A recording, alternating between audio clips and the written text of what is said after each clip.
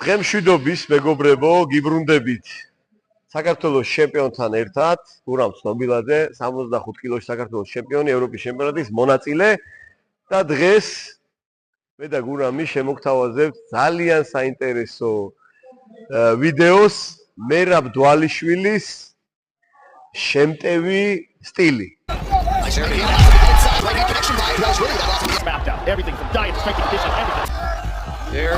რომელიც ძალიან საინტერესოა და მსოფლიო გაანერვიულა მისმა შემტევმა სტილმა და ისეთი მებრძოლები დაამარცხა მერაბმა, რომელიც UFC-ს საუკეთესო და შორის საუკეთესოები იყვნენ. ამიტომ იმსახურებს მე მგონი მერაბი ჩვენგან ერთი ვიდეოს მიწვნას. პირველ რიგში ჩემპიონეს სულ მალე მას რემატჩი უწევს შონ ომალისთან და მოდი ომალით დავიწყოთ. რა სიტყვი? შეასრულებ ომალის როლს? რა თქმა უნდა.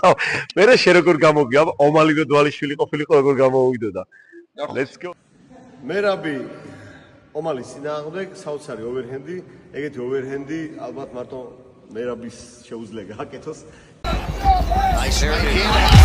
მერაბის კლასიკური გახსნილი დგომი. Go baby up.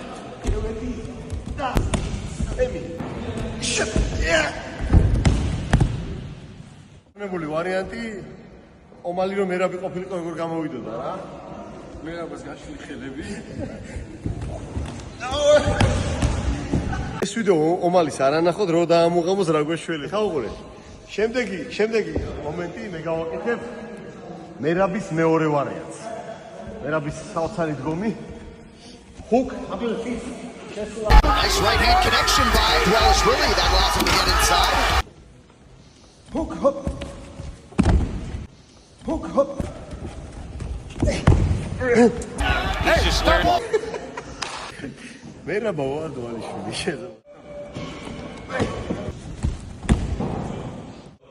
და ბოლო მარგალიტი ჰენრი სეხუდოსთან საოცარი შემხვედრზე ორიანზე ჩასვლა. სიტუაცია სეხუდო იქნებს, ნელა გავაკეთებ ორიანს იქნებს, მერაბი ჩადის, იღებს ფეხს და აქედან ნებს დიანებს და ბო.